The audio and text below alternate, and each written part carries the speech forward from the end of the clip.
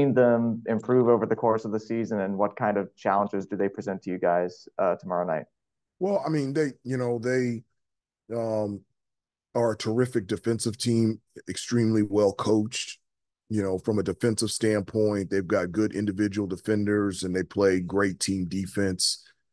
They do an excellent job of protecting the paint and just not allowing you to get there through post or penetration. When you throw the ball into the post, they'll double team, whether it's the 4 or the 5, and then on the offensive end, one of the things, two things that they have is one, they've got a number of guys that can shoot the ball from three, and then they've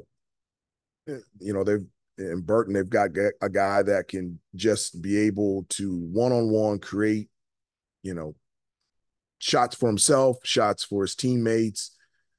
His ability just to be able to get to the basket, get to the paint, be able to score one-on-one and create offense even outside of their initial set is something that's very beneficial. And, even though that they, you know, you know, in terms of experience don't have a lot, they do have experience now playing throughout, the season. And that's a sign of a really good coaching staff and a team that just continues to improve and get better. And that's what Notre Dame has done.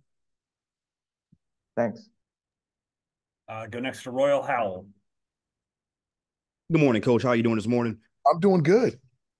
Coach, I wanted to kind of piggyback off of that, of shutting down or trying to, slow down Marcus Burton with his, playmaking ability and defensive ability also. What type of challenges that prevent for, just your team in general, just to make it a point that he doesn't go off against you all? Well, I mean, you can't stop him. You just hope that, you can, slow him down, contain him somewhat, but that's very difficult. I mean, he's just a gifted basketball player, tremendous quickness.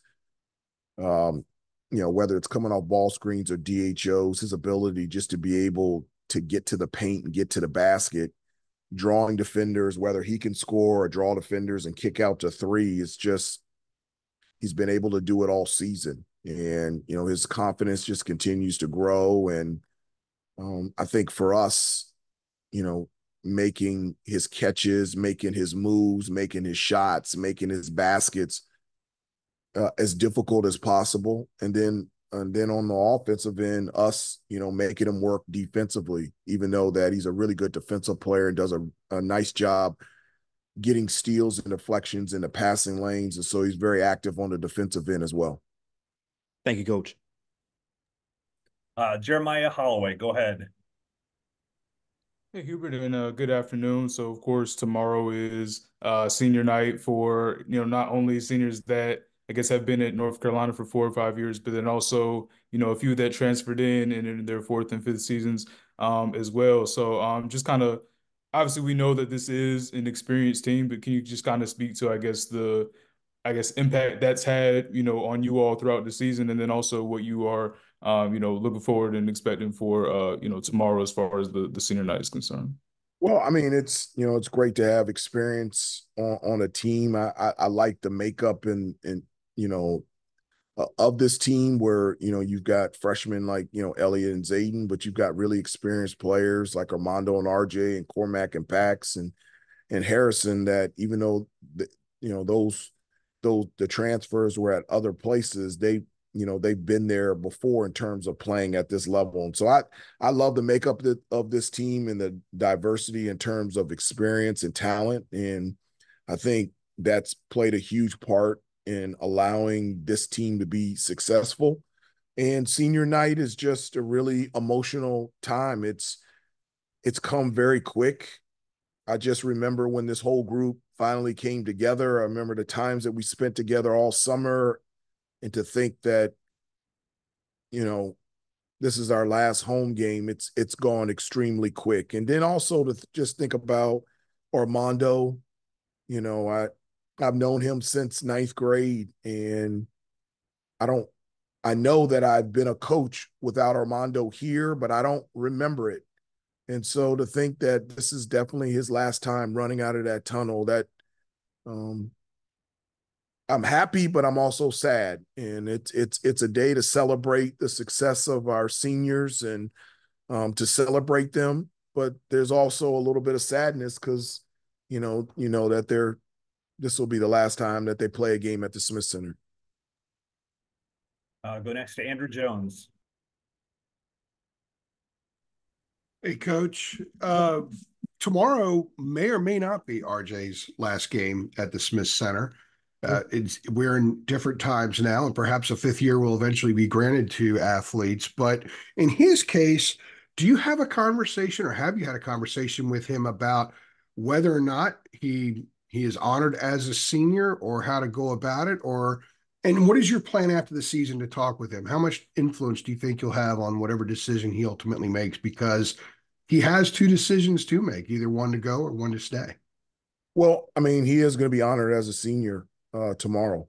We did the same thing with Armando last year, and we did the same thing with Leakey the previous year. And so we're going to celebrate him as a senior tomorrow, and he should be celebrated. And I'm really excited about him and his family being here and being celebrated tomorrow night and senior night. I have not had any conversations with him because it's not a conversation that needs to be had right now. Right now, our focus is on us becoming the best team that we can possibly become. And then after the season, we'll have a discussion, and it's not really a discussion. I'm in favor of what each individual player wants to do. That it's not even a discussion. That's whatever decision that they feel like it's best for them and their family. I am in 100% support of that. So if RJ decided not to come back for an extra COVID year for his fifth year, I'm in 100% support of that.